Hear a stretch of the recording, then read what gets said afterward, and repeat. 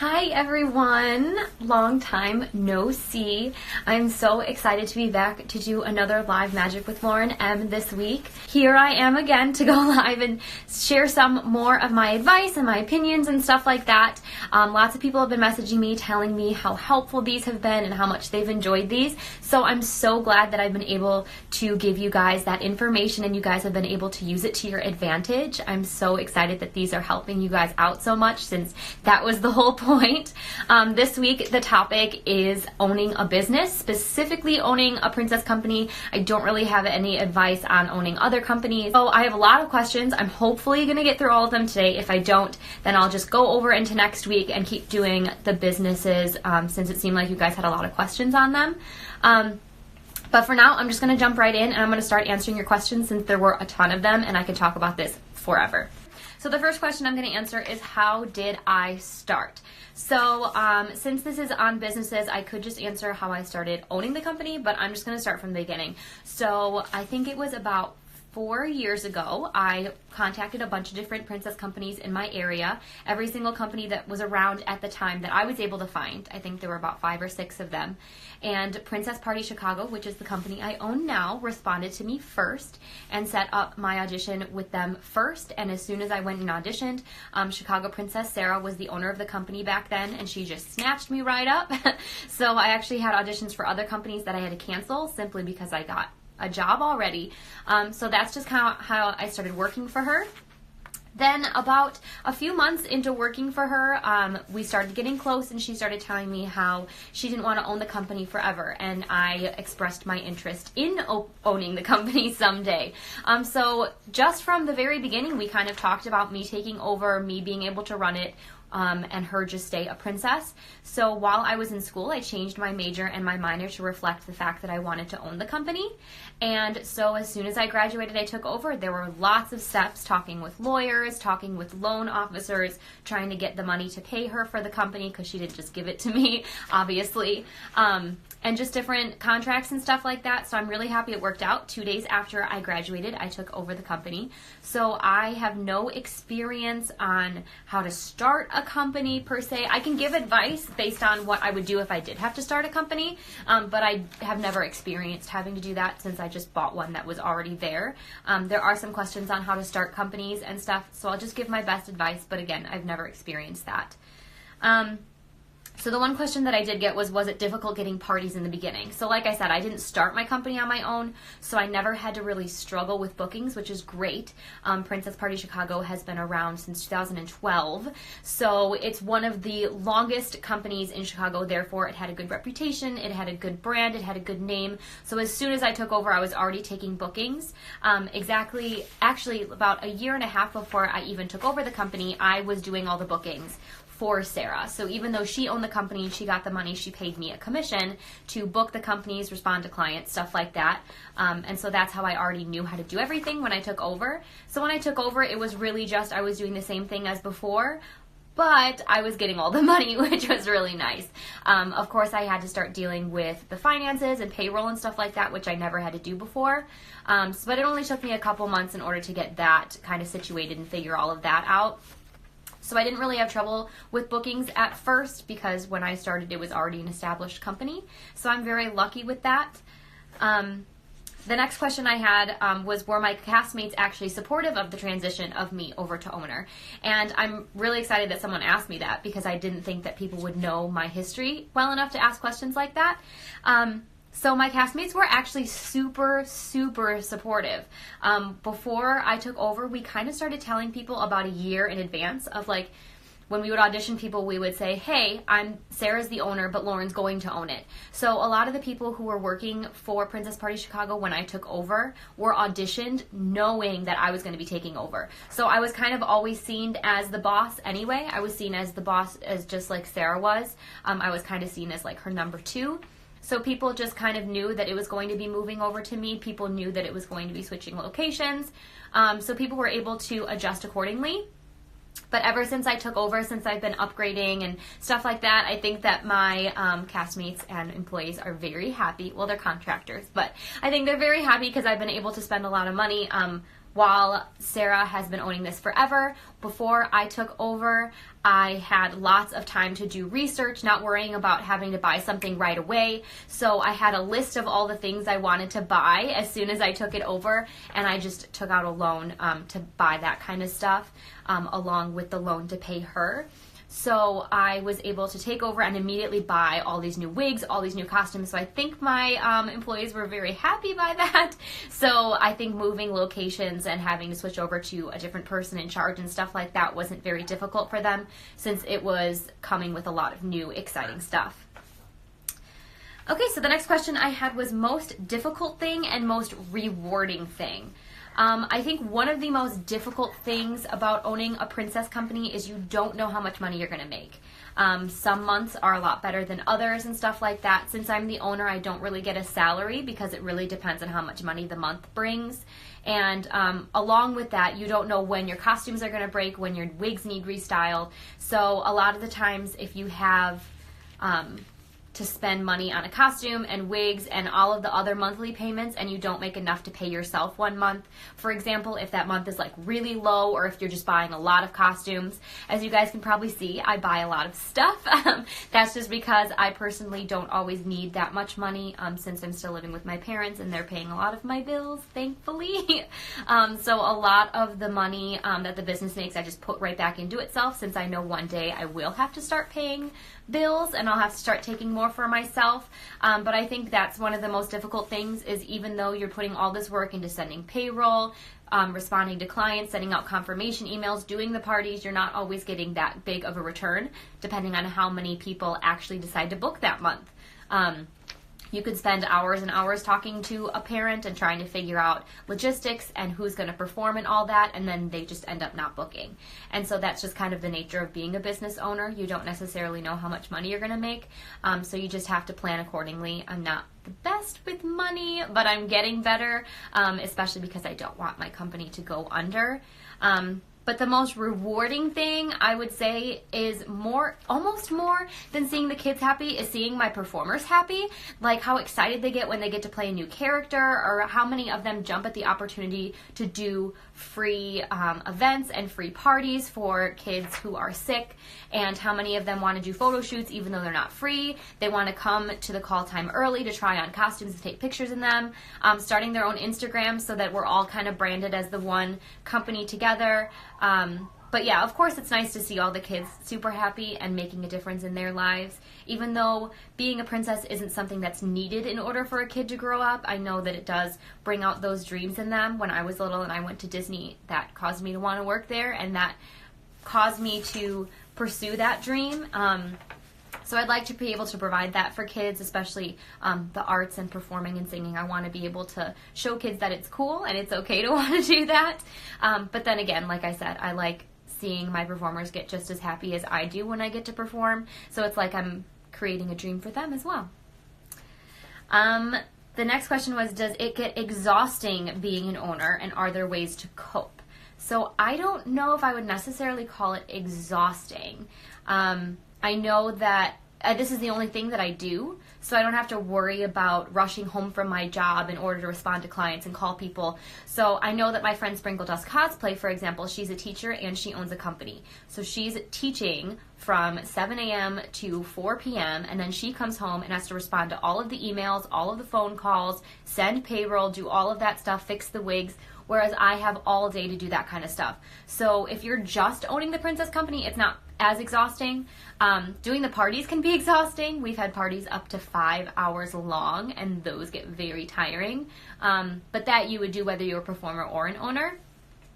I think that some ways to cope would to give yourself an off day. Like I said, this is all that I do, so I don't really give myself off days and stuff. And that's actually a question later, so I can just go into it there. But yeah, to me it's not very exhausting just because you're able to set your own schedule. That's why I go to Disney so often. I'm able to give myself off one weekend or just not book parties one weekend if I want to go, and that's super nice for me. How much time per day does it take to run the business? I don't think it takes it's hard to put it into numbers because it really depends. Every other week is payroll, so only every other week do I have to figure out the payroll numbers, submit the payroll numbers, send those in. And so that takes a little bit of time, but like I said, that's only every other week. There are days like, I'm trying to think of a day recently. I think like Saturday. So for example, Saturday, we didn't have any emails or any phone calls come in. However, there were parties, so then I had to do those parties. But then some weeks I need to restyle wigs depending on which costume is going out. I don't necessarily restyle them, but I refurbish them. So whatever character is going out that weekend, I smooth stuff over, I spray stuff down, I bobby pin stuff. I'll spray some costumes, look over the costumes, make sure they're not dirty, have to clean them if they are dirty. So it really depends on the week, which weeks are busier than others. Some weeks I have to restyle 6 wigs, and I have to respond to tons of emails and send payroll and all that stuff. But then other weeks I barely get any emails, I barely get any bookings, and there's not a lot of parties that weekend, so I don't have to worry about refurbishing anything. So it really depends. There are some weeks where I am doing business stuff every single day, whether it's responding to emails. I also send confirmation emails out to parents as well before the party. So if there are a lot of parties that weekend, I have to send a lot of confirmation emails, sending all the details for all the parties to all of the managers as well. So yeah, it really depends on the week, but the good thing about owning a business, it's really up to you how much you want to work. Right now, I'm kind of working as much as possible. As soon as I get an email, I'll respond to them. If they don't respond, I'll respond again. Just because right now, the beginning of the months are harder because I need to pay for all my bills that month. But then there are some weeks, for example, when I go to Disney World and I'll get emails all day and I'm just like, I'm on vacation, I'm not going to respond. So I just decide not to. Like I said, that's just an advantage of being a business owner, is that if you don't want to work, you don't have to. Obviously, you'll get more money if you put more effort into it, but you really control your own schedule, which is really nice. Which goes into the next question was, do you give yourself time off? I don't necessarily give myself time off. I will be in my bed at 1 a.m. responding to an email if that's when the parent wants to email me. But then there are times, like I said, where I go to Disney World and I just decide not to respond. It really depends on how I'm feeling that day, how good I am with money. I know that doesn't sound the best, but if the business is doing really well for the month, I'm doing really well for the month, I tend to be more lax and take a little bit more time to respond to parents. But like I said, I don't do anything else other than own my business. So I do spend some time, obviously running errands and stuff like that. But some days I just sit and I just focus on my computer. And I look and research wigs, and I research costumes, and I go on Instagram. And I also post on my business. I'll respond to clients. I'll call people, stuff like that. But it really depends on you. If you think that you need a certain time of the day to just sit and chill, then you do that. But I am able to give myself that chill time in between emails, so I don't ever decide not to respond to someone just because I'm off. Because responding fast will get you a faster booking. Okay, so the next set of questions are more logistics on how I book parties and stuff like that. So these will probably be the most beneficial for you guys. So the first question was, am I an LLC or a sole proprietor? And I'm actually neither of those things. I'm an S Corp, so I am actually a corporation. So I'm technically not the owner. I'm not liable for the company. I'm just a shareholder. So I own 100% of the shares of Princess Party Chicago, which means any profit that the business makes gets sent to me. So it's not like a sole proprietor or an LLC. I'm not really very familiar with those two since I'm not, those aren't what I own, but those two you have a little bit more liability. So if the company goes down, you can actually be looked at for your own personal stuff in order to pay back whatever money the company might have lost and stuff like that. Whereas a corporation, the business is its own entity. It has its own tax forms, it has its own documents. If it doesn't make money, I just don't make money. That's really all that means. But that's just with the state. It's filed with the state every year. I think it's around like $100 or something like that, just to renew that corporation. And so if you actually went on, there's like a website where it says all of the corporations in Illinois. So it would say Princess Party Chicago, S Corp, next to it. So yeah. The next question was, what system do I use to book parties? And I actually use QuickBooks. It's run by Intuit. It's just a website Honestly, if I had to figure it out on my own, I don't know if I'd be able to do it. But luckily, I took over the company after Sarah had owned it, and her husband, Parosh, is a very, very smart man. And he figured all of that out. He figured how to do the templates for when you send emails, how you do invoices. I've been able to figure out some of it, but I know that you can use QuickBooks to send the invoices. So I literally will I get an email from a client. I'll respond saying, yes, we are available, and then they'll say, send me the invoice. So then I'll send the invoice over to them with all the information, and then they just click pay now and they pay it off and I receive money. So it's really easy. I know there's also a way to go on QuickBooks and submit all of your expenses, and at the end of the year it submits its own profit and loss report for you, and then you could just send that off to your accountant and they do your taxes for the year. I do my taxes and my money separately in an Excel account, but I know that that is possible. So I would highly, highly recommend QuickBooks. QuickBooks, you can either type in the credit card info yourself, or they could just submit it. It only takes, I think, 2.9% of the money you get, they keep, and then I think it's about $20 a month, I think. So it's really nice and it's really easy. That goes along with how do people pay for the parties. They just click pay now on the invoice and pay. If I ever do a party for someone that I'm personally friends with or that I know, I'll let them pay with a check the day of. I don't do that with new clients just because I don't want to send my person to a party and have them take the check and then keep the check and not give it to me. Or I don't want that parent to say, well, I didn't like this party, so I'm not paying, for example. So I do request all of my payments up front. They have to pay it in order to be put in our calendar. And that goes along with the next question of what my cancellation policy is. So if they have to pay in full, and if they decide to cancel their party, they do not get their money back. However, they can use that amount for another party in the future. So we have had someone cancel our party before and not request any of the money back, but we were like, hey, you can reschedule the party. So they actually waited until their next year party to book us. So we hold on to that information knowing that they paid, and then they could just use it the next year. But I do not book a party until I have that payment in full. And a lot of parents don't like this. They will complain about it, saying that they don't want to pay in full. And then I just say, well, you can't book with us simply because we are very busy. We are very popular. And I don't want one person to pay a $50 down payment. And so I'm holding Rapunzel, for example, and then all of a sudden they cancel. They don't get that $50 back, so I do make $50. But in the meantime, I've given away a party. I said no to someone else who wants Rapunzel who would have paid me $300. So I only will put them in our calendar. I will only hold their slot for them if I have that money in full, just so I know I can pay my performer. I know that that parent is serious, and I know that that party is going to happen. If we weren't as busy, I might be able to take a down payment or something like that.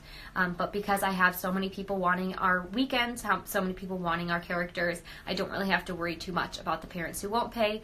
They all eventually end up paying in full because they do want us at their party. Going along with that, how do I deal with cheap clients? Do you give them discount or stay true to your pricing? So it really depends on the person. I do not give discount to just a regular old family. I don't really know how else to describe that. I have had parents before obviously ask for discounts, ask if I could do it any cheaper, stuff like that, and my answer is always no. Just because, like I said, if I give this person a discount of $100 and somebody else tries to book the same party at full price and I say no because that other party is booked, then I'm losing money. So I don't give discounts at all. The only discounts that I give are for our repeat clients. If a repeat client comes back and they cannot afford the new prices and they want to pay the price of the first party that they paid for before I upped my prices, I will respect that. As well as some of our businesses who book tons of parties throughout the year. If they book a certain amount of parties, I will give a full discount on their whole party just because they're giving me so much money at once. And then, of course, some hospital visits. I always discount hospital visits. Sometimes I discount non-for-profits as well. Just different examples like that. Sometimes people will just give me their budget and I'll say what I can do. I don't necessarily say whether I'm giving a discount or whether I'm giving them full price, but they'll say this is how much money I have, and then I'll say this is what I can do. So it really depends on the person. It also sometimes depends on how well I'm doing for the month or how busy a certain weekend is. There are certain parties that call and I just really want to do the party, either because, and these are usually for events. Like I said, I don't give discounts for birthday parties unless they're my family or friends. But for people, businesses that contact us and it sounds like a really fun event, it sounds like really exciting, and I really want to do it, sometimes I'll give them a discount if they can't afford us, just because it sounds like a fun party to do. So that's a place where I can be a little bit more picky and I can choose where I want to give the discounts and where I don't. But yeah, that's the joy of owning a business, is you get to decide the prices, you get to decide how much you're worth, and you get to decide where you want to go and what places you want to do business for. Okay. I flipped the page without even realizing it. Okay. So what do I put into a client agreement? So when I send the invoice over to a client, it says, by paying off this invoice, you agree to our terms of service attached to this email. And it automatically attaches a PDF of our terms and service. So our terms of service are pretty vague. In the terms of service, I mentioned that, for example, if the weather is hazardous, then we will not come. So if there is a blizzard, if the Weather Channel is telling us not to leave our houses, then we cannot come to the party. So that kind of covers us in case we have to cancel that party. It has never happened before that I have. Since I've been in charge, we've never had to do that. Most of the time, if there is a blizzard, the parents just kind of want to cancel it anyway because nobody's showing up. So that's one thing that I add. I add that our face paint and tattoos are non-toxic. If there's any reactions, we are not liable for them, just because some kids might have a reaction to something, or some parents might claim that the kids have a reaction to something. Just saying that that's not our fault. I'm trying to think of what else. Oh, if the characters cannot be outside, if it is below 60 degrees or above 85 degrees, I believe, and it says that special precautions must be taken if the temperature is below or above those temperatures. Usually those special precautions just mean you have to provide constant water bottles, you have to provide breaks. The characters' costumes will be altered in order for them to stay warm. Just stuff like that, just so that the person does know that if a performer shows up to a party and it's too hot out and they say I won't perform outside, that the customer can't come back to me and yell at me because it was in the terms of service. The terms of service also mentions that they will not get a refund for the party if they cancel. Just different things like that, just covering myself in case anything were to happen. It's, like I said, it's very vague. It's mostly just things that have happened in the past that I've been burned with before, or Sarah's been burned with before, so we just got to write it down that if something were to happen, it is not our fault. But those are pretty much the main things that are in there. The next question was, how many parties do I have each week/weekend? So it really, really depends. There are some weekends that there are like 2 parties and that's it. And then there are some weekends where there's like 10 parties in a day. There's no rhyme or reason. It just so happens that everybody wants their parties the same weekends. For some reason, it really also depends on how many of my performers are available. I don't require my performers to be available a certain amount of days, a month, or a week, or anything like that. So if they put that if I have 20 performers available one weekend, I can book a ton more parties. So if somebody books a lot, if there are only 2 performers available one weekend, then I have to just put whatever characters those performers can play out. We do have some weekday parties. They're far and few between. Most of my performers have weekday jobs or they're in college, so they can't do weekday parties. But for example, Chicago Princess Robin does a lot of weekday parties for me. Like I said, I don't do anything during the week either, so her and I do a lot of weekday parties. We had a mall that booked 4 weekday parties in a month. There was also a hospital that did 2 weekday parties last month, and then there is another one coming up next Friday. Just different weeks like that. It's not very often that they happen, probably because kids are in school, so they can't make it to those types of things. But for some reason this year we've had a significant more amount of weekday parties, which I love because I'm not doing anything anyway and I want to make the extra money. The next question was, how do I get more reach? I'm assuming this is on Facebook and Instagram. I just post very often. I don't post as often as I should. I actually post more on this Instagram than I do on my business Instagram. But posting more often definitely helps. You can also pay for the ads, but I hear that paying for ads is not helping as much as it used to. I use Google Ads, and that seems to get me a lot of stuff. I know that when Sarah used to own the company, she said that when she started using Google Ads, she saw a huge increase in return. So I would just say use Google Ads. I actually increased my price per month by $100 a few months ago, and I saw a return immediately. So putting more money into Google Ads and not using that advertising money for anything else has really been helping for me. I also tell a lot of my places, anytime that I give them a discount, I'll say, well, because I'm giving you a discount, then you have to advertise for us. You have to put our names places, you have to share our names, you have to tag us. And they always do because they want that discount. So I think just getting your name shared out there, I always share my business posts on my personal page, so then all of my friends can then share that and stuff like that. A lot of it is word of mouth. I think it's hard to invite some random stranger into your home that you've never met before. So friends and friends of friends are more likely to book, or people who have seen you at parties before. So you can always ask every parent that you go to their party if they will share a picture with you, or if they write you a review, you can give them a 20% discount or something like that. That way that word of mouth can get out there. Everyone can see your pictures and hear your name and hear firsthand how good you guys are, and then you can be seen more. The next question was tips on booking events with businesses. So I can't really help much with this. All of the businesses that I work for have reached out to us or were already in use when I took over. One thing that you can do is you can kind of just contact different businesses, or even join the Better Business Bureau, different stuff like that. Just trying to get your name out there. Like I said, word of mouth is everything. So if you walk up to someone and you look all nice and pretty and professional, and you walk up to someone and say, hey, I own a princess company and I wanted to know if you can put our business cards out here, or I wondered if you could let us know if you want to run an event sometime and we can give you a discount, stuff like that. Trying to find those places that are really geared towards kids and have a lot of kids parties, and asking them if you can be their princess performer for all of the parties that are booked through that venue. I've heard of that before, where a mom has said to me, oh, we're doing an event, we're doing a birthday party at this place, but they won't let us use you. They have to, they require us to use the princess that they use. So then this mom wants us to visit a different day and stuff like that. So if you can become that person that business always uses and has to use, then you'll have a lot of guaranteed parties, which is really nice. The next question was, who should you book for each event? I'm assuming this means princesses. I just book whoever is the most popular.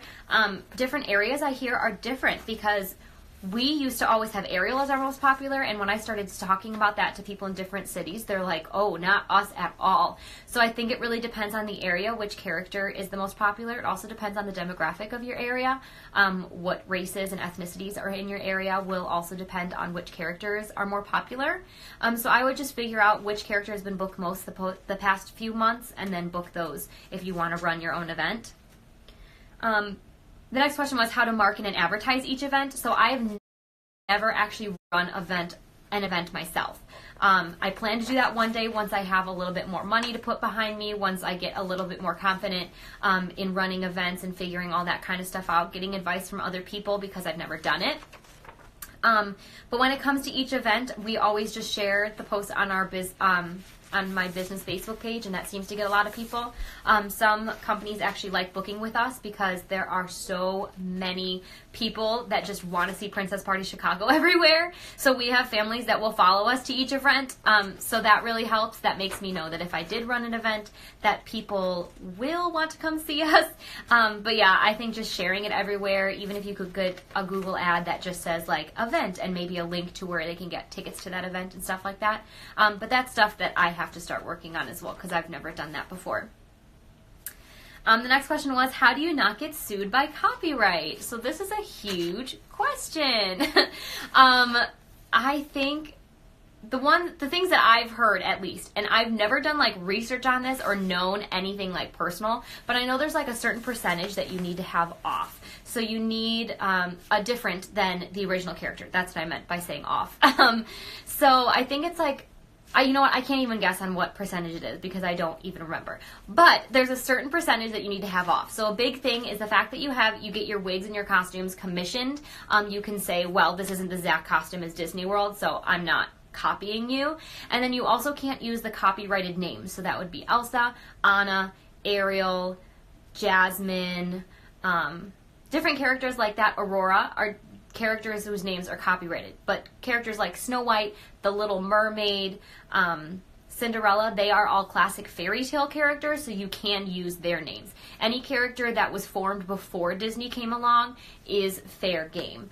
But you can't use any of the names that Disney specifically calls them. So like you can use the Little Mermaid, but you can't use the name Ariel in your advertisements. You can't say that they are paying for Ariel because Ariel is a Disney character, and you cannot make money by selling a Disney character since you are not Disney. You also can't advertise that you will sing any Disney character names, Disney character songs. So I always say there will be a live performance, but I don't say what that live performance is because I cannot say, oh, you can buy me singing this song for you. Just like you could never sell a CD of yourself singing that song. You can never sell a YouTube video to someone of you singing that song, for example. So you just have to be very careful on using your own names, having that certain percentage off from the actual character. A big reason that we can just get away with it is by saying, how can you tell me that I look like a fictional character? Ariel has red, bright hair that is naturally grown from her head, and she is drawn, and she's all one color because she's drawn, and I'm a person. So that's where it really gets sticky. I hear that Disney really only cares about the companies that are bad. So if you're good, you don't have to worry about it. I hear that if the characters are rude to the parents, if the costumes are just terrible, they're not well put together, they don't look like a Disney character at all, but they look slightly like them, like those really bad costumes that you can see out there, really, really bad wigs or hair being done.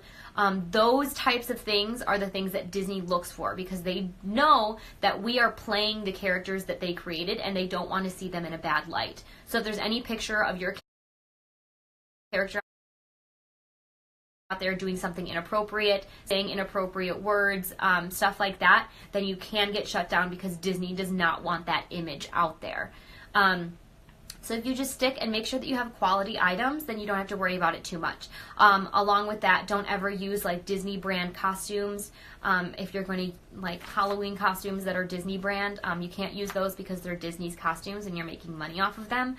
Just get your costumes commissioned, get your wigs commissioned, find some good stuff, and then Disney's going to like that you're showing their characters in a good way, and they're not going to worry about cracking down on you very much. The next question was, what characters should you get first? So that is a very good question because there are so many characters out there. Like I said, it really depends on the area, who is the most popular. I hear overall Anna and Elsa, always popular, always want to go for them. The other thing you can look at is in Disney World, which characters are very popular as well. I get asked for Mickey and Minnie a lot, but I don't have them. If you had a Mickey and Minnie that are quality and look good, then those would be good characters to have because they are asked for a lot. Other than that, the popular characters for me are Belle, Cinderella, Ariel, and then Anna and Elsa. Those are our main characters right now. Moana kind of comes and goes. Moana is big for events, I think, because a lot of the adults that are booking these events know Moana because she's the most recent. But usually at the events, she's not very popular. I think that Belle and Cinderella are known as like the classic princesses, even though Belle isn't in that classic three, but they have the big poofy ball gowns and the classy, elegant hair. So those two are booked a lot for just like the princess parties that people have. Other than that, a lot of people have like ocean themed parties, so then they invite Ariel. Mermaids are a huge thing right now, so people just love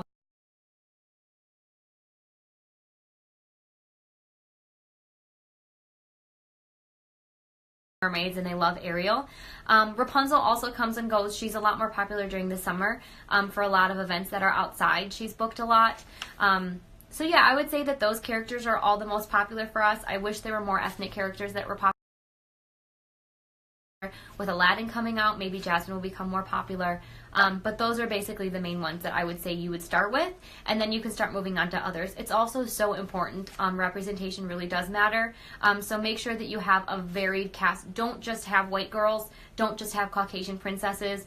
Offer the other ones, because no matter where you live, there's going to be girls who want girls that look like them, and they're not going to necessarily want girls with Caucasian skin coming party. So make sure that you definitely find a varied casting, that you're able to find those girls to portray characters like Moana and Jasmine and Elena and Pocahontas. Even if they're not booked a lot, it's so important for little kids to see those characters on the website, and it's so important for parents to see that you have that varied cast. So I would say focus on the more popular ones, and then add the other ones that people can see that you do care, and they can see that you care about all the characters and not just the ones that are popular. Someone just asked for general advice for first-time openers. Like I said, I didn't open the company on my own, so I can't really necessarily help with any specific details with that. What I can say is just share your name everywhere. Get good quality stuff right up front. Don't go broke and get all the like most expensive stuff, but get some good quality stuff so that you at least look like the characters. And then just share your name everywhere. Create a website, create a business Facebook page, create a business Instagram, and share it everywhere. Share with your family and friends, and start off with pretty low prices. Don't undersell the market, because then you're going to make other company owners have to lower their prices even though they're worth more than that. But I would say, you know, at least charge $100 for the half an hour. I feel like that is probably the minimum that you should charge. But try and get those nice costumes, get those nice wigs, take lots of good pictures in natural lighting, outside with nature.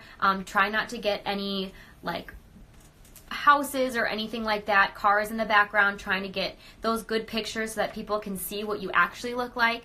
Don't post any selfies or anything like that. You want your clients to see what you actually look like. They want to see what they will be seeing and what will be coming to their party. So you want to make sure to be very upfront with that, and maybe use something like PayPal or something like that, so that you can use that invoice service so you don't have to pay money for that at first.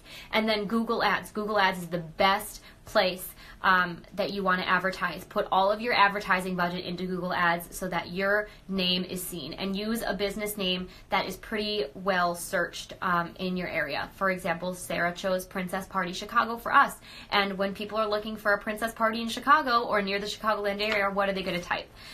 So we're looked up a lot and we're found a lot because of that good name. So those are the different pieces of advice that I would give to those starting out. The next question was, how do you deal with competition?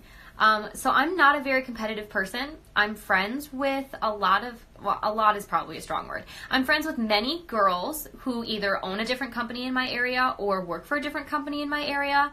And I don't see the problem in that. I think that there are so many companies out there and there's so many kids out there. It would be almost impossible for one company, for example, to cover all of Chicago. It's just not going to happen. So it's really nice finding those company owners that have quality items just like you, and just be nice. Don't try and take their business from them. Don't try and downgrade them. Don't make posts saying, I'm better than this company because this. Just make friends with them, because you know what? They're really going to help you in the long run. If I am out of a costume for a weekend because one got destroyed, I know that I have company owners in my area that I can message and say, hey, I really need a costume. Can you help me? And they will, because we're friends. I think that a lot of people are way too competitive in this business. But we're all just trying to bring happiness to kids, and if other people are bringing that happiness, then that's what you should care about too.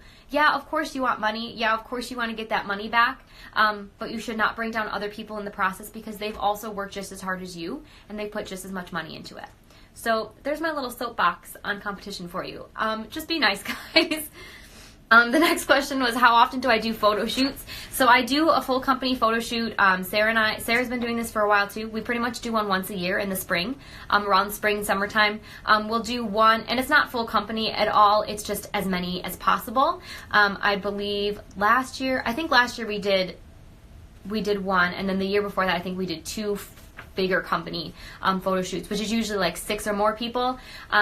But as you can see, I post lots of pictures, and so does Sarah, so does Robin, so do all my girls. So we do a lot of times, especially when it's nicer out, we'll either run to a forest preserve like 5 minutes away before or after a party, or like a lot of pictures are taken in my backyard because there's like a blank fence back there. Finding a space that has a very blank canvas and getting a good camera a good camera could even be the new iPhone camera. The new iPhone camera on selfie mode is incredible. So even if you have a new iPhone, I think that camera is good. I feel like older iPhones can get a little bit more iffy. Mine is pretty good though, and I think mine is only a couple years old. But then even just getting like a handheld camera somewhere, even like a cheaper one, so you can put those on discs so you can upload them on your website with them being full quality.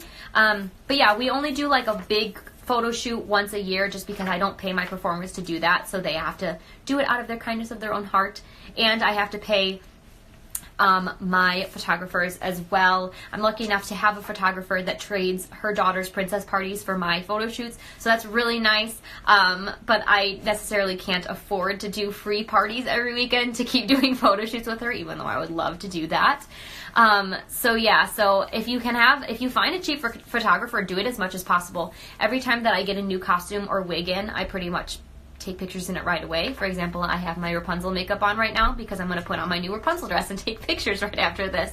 As soon as I get a new wig and costume, picture that, put it up, because you want your clients to see what exact costume they will be getting.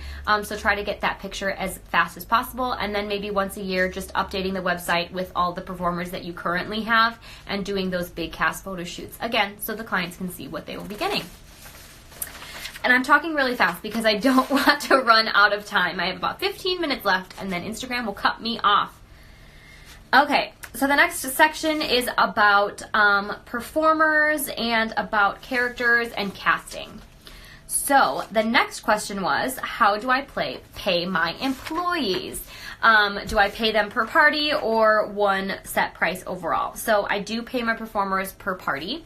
My performers are not considered employees. They're considered contract workers. So the contract worker I don't take taxes out for them. They have to say that on their own. So for a contract worker, it's each party's a certain amount of time, and I'm not going to share that price because that is how much they get paid, and I don't think that they would be very happy with me telling you guys how much they get paid every weekend. However, it is per party, so each party has a certain amount of pay that they get, and then I also use an Intuit payment system where you just go on, you type in all of their information, their social security number and their address and their direct deposit. So then every other week I will look at the past 2 weekends, I will add it all up, and then I will submit it to be sent out the following Monday. So it's really easy that way because I could just keep track of all the parties that are happening those 2 weekends, and then I add all those numbers up and I send it to them. Anytime that I get money in for a party, whatever amount of that money will be going to pay goes into my payroll account, so I never have to worry about spending my payroll money on accident. But yes, they do get paid per party, so the more free that they are, the more money they're going to get from me, which is nice because then it gives them the incentive to be free more often. The next question is about me, and it's, are there any characters you don't cast yourself as because you don't look good, you don't like playing them? Is that hard? It is very hard. Casting is hard for myself, for the other performers. It's very hard. I have so many performers that want to play characters that I just don't think they look best as. I want to play characters that I don't think I look best as. I absolutely love Aurora's aesthetic, for example. Her pink dress with her blonde hair is just the most beautiful thing in the world to me. However, I don't think I look like her at all, so I don't play her very often. The only times that I really play her is when I need to cover for someone.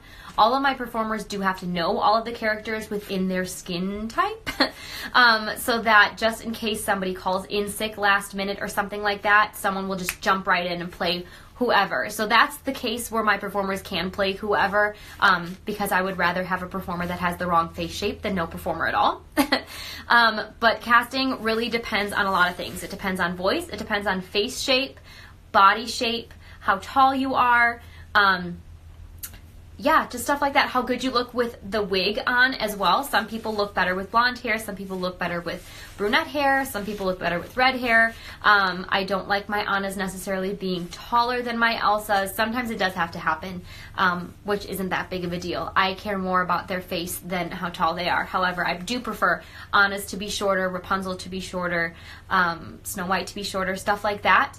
And then also each of my costumes is a different size range. All of them pretty much fit a 0 to 6-ish, 8-ish. So it really depends on their body shape as well. Some people look better with ball gowns. Some people don't look good with ball gowns. Just different stuff like that. It really is personal preference. And as the business owner, you have the ability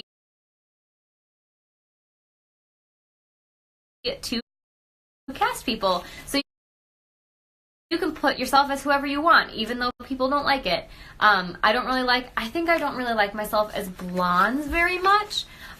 So Rapunzel, Rapunzel, Cinderella, and Aurora, I don't necessarily cast myself as very much. I cast myself as Rapunzel a lot because I just love her. So that's an example where I get to take advantage of that. I bet that if somebody else was owning a company, they probably wouldn't cast me as Rapunzel very much because I don't think I look very good as Rapunzel, but I love Rapunzel so much, and I have so much energy as her, and I fit in the costume, and I can sing her voice really well, and I'm really good at doing her breathy, airy voice. So to me, when I'm in that party, I don't care about my looks as much because I have the energy to play her, and I can cover her in every other way. There are some of my other performers who don't necessarily look like their characters, but they sing it so well, they perform it so well that I cast them as such. When it comes to Cinderella and Aurora, they're more boring to me, so because I don't look necessarily like them, it's harder for me to play them, so I don't like playing them as much. It really just depends on the character. But yeah, it is hard casting people, especially when people want to play characters that I don't want to cast them as, because then I feel bad. The next question goes along with that. Do you hire performers for specific characters or just any character? So when I hire my performers, I have them come in and I have them try on an array of character depending on what they look like. So for example, I might have someone try on Aurora, Snow White, and Ariel. The reason being is I'm trying on 3 different wig colors to see what color hair looks best on them, and then I'm also different hair lengths, and also Ariel has a longer face and Aurora has a longer face, but Snow White's supposed to have a smaller, rounder face and look younger. So I use those 3 characters. It's not always those 3 characters. Sometimes I'll do like Belle and Rapunzel because they're both complete opposites as well. I try to do characters that are varied. I do believe that some people, they don't necessarily see someone as a character because they have naturally whatever colored hair. And I've realized in the past couple weeks, I had Robin cover me as Snow White, and then I also had Ellen cover, my performer Ellen cover me as Belle, and I don't really cast either of them as those 2 characters. However, when they had to jump in to do that, I thought they looked incredible. So now they're going to be playing Snow White and Belle a lot more often. So I think that's just teaching me that I really should try my girls on in every character, just because every character's wig is different, every costume is different. However, when I have them come into audition, I don't want to keep them here for hours and hours on end, especially because they're not getting paid for that audition. But yeah, I think that you really need to try people on in different things. I don't necessarily just hire one person and say, you are only Cinderella, because then they wouldn't get booked very much. That's the reason why I don't have Tiana, because I don't want to hire a girl that's only going to be booked maybe once a month. Because if you can play more than one character, then you can get booked a lot more. Therefore, you're going to want to stay with me. Therefore, if I book you on a party 4 months from now, I know you're going to do it. So I think everything kind of just goes along into one realm of I'm doing what's best for me as well as what's best for my performer. The next question is, how do you divide up work between the performers? Do you have a ranking system? So I do not. I think in my head there are performers that have been here longer, so I kind of put them higher up there. For example, Sarah and Robin have been here a very long time, as well as my performer Bella. So when they are available, I'll cast them on whatever, just because I can trust them to be good at parties. They all have been singing these songs for forever, so I know that they're going to sound great. KDR is another one. She has Chicago Princess Katie. She's also been doing this a very long time. So I can trust those girls when they go to a party to do an amazing job. And I can trust a lot of my newer girls as well. My performer Ellen has only been working here a few months, but she's always been amazing at everything. So right now, I don't have any performers that I don't think are good. I don't have any performers that I can't trust, which is great for me. I trust all my girls. They're all super talented. They're all great singers. They're all great actors. They're all beautiful. So that's a big positive for me. But yeah, I do give give people like Robin and Sarah higher priority just because they've been doing this for so long and I can trust them with my whole heart. I know that since both of them have been around so long, even if something bad were to happen, I know that they would make the right decision to fix it. They don't need to ask me if they can do this for free or if they can stay over. They just know that they can because they've been doing this for so long. They know what's best, especially because Sarah was the owner of the company. I just realized this is inside out. Just because Sarah was the owner of the company and she ran it so well for so long, I trust her with my whole heart to do whatever possible to make sure a party goes well. I don't tell anybody that there's a ranking because there really isn't in my head. It really just depends on the character. So for example, if one weekend there is, I'm trying to think of a character, a Rapunzel party, I will put myself on just because I am the person who's played Rapunzel the most for the company. So I know that I will know the song and I will know how to perform as her. That's a bad example because I'm the owner. But if there's a character for one weekend, if I have 5 girls available, 2 of them have been working here for a year, 1 of them is working here for a month, and 2 of them have been working here 4 months. So it's usually whichever person has played that character the most is usually the one who has that priority. And not just the most overall, but the most recently. So the past 4 months, I would say, Robin has been the main Elsa. And even though she doesn't necessarily like being Elsa all the time, if there's an Elsa and she's available, then she'll do it. So now the example of when that wouldn't happen is if there was also an Ariel that weekend. So then I would put someone, since I'm usually the only one who plays Ariel, and if I'm not available, I will put Robin as Ariel because she is the most knowledgeable on Ariel, and then I'll put someone else who's almost as knowledgeable as her as Elsa on as Elsa. It's hard to explain an exact formula for this because there really isn't. It really depends on personal preference. Sometimes if it's a big performance and there's a microphone on a stage, then I will just cast all singers.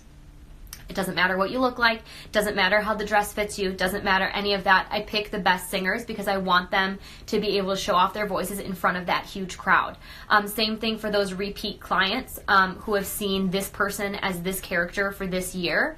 Then I won't cast them as that character because I don't want that to be off. I won't cast them as a different character so the kids don't recognize them.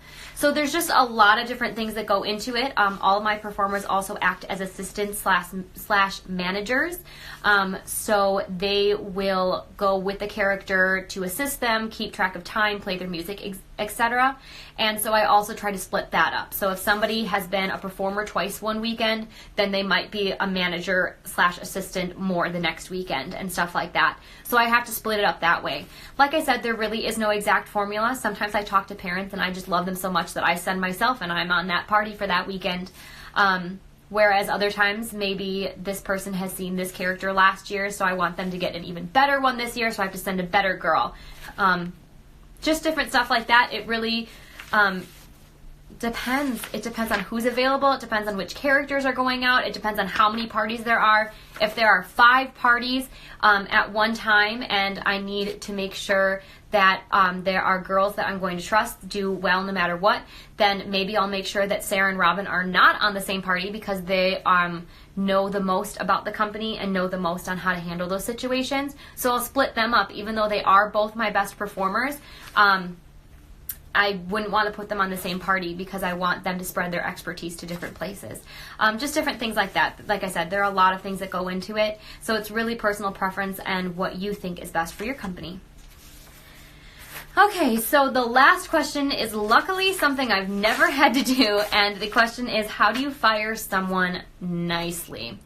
So like I said, all my performers are contract workers. That means that there is no obligation for me to fire them, to give them a certain amount of hours, to give them a certain amount of pay. They are just there for when I need them, and that's what a contract worker is. So if I ever come across the point that I need to fire someone, I don't think I would necessarily fire them. I would just stop using them. Sometimes it just happens that my performers, they go off to college or they do something like that. They get really busy and they just can't perform anymore. And they'll message me and they'll say, hey, I can't really work anymore. It's almost like they're quitting. But because of the nature of this job, I say, why don't you just stay on the calendars, mark yourself available when you can, even if it's only once a year, and that's when you'll do a party. I've never had to deal with anyone who has not shown up to a job, who has done anything terrible. So yeah, I've never really had to fire anyone. I hope I never have to fire anyone, but if for some reason I couldn't use someone anymore, obviously if somebody just doesn't show up, I would message them and say, hey, I'm no longer going to be considering you for parties anymore. And that's probably how I would do it. I probably would send an email. I'm very bad with confrontation, so I couldn't do it in person. But I would say that if you're trying to nicely fire them, then that means that something necessarily hasn't gone wrong. You just don't want them to work anymore. I would just say, just stop casting them on parties, and eventually they'll probably quit, or maybe one day you guys will make up, everything will be fine again, they've matured and you want to put them on more stuff, or maybe you'll just need them really, really badly one weekend and it'll come in handy that you didn't fire them. You guys have been so great watching my videos and sending me questions. I love you guys so much. Thank you for making these so successful. I'm glad I'm learning from you and you're learning from me. I hope to see you next week on whatever my topic is. Bye guys, have a good night.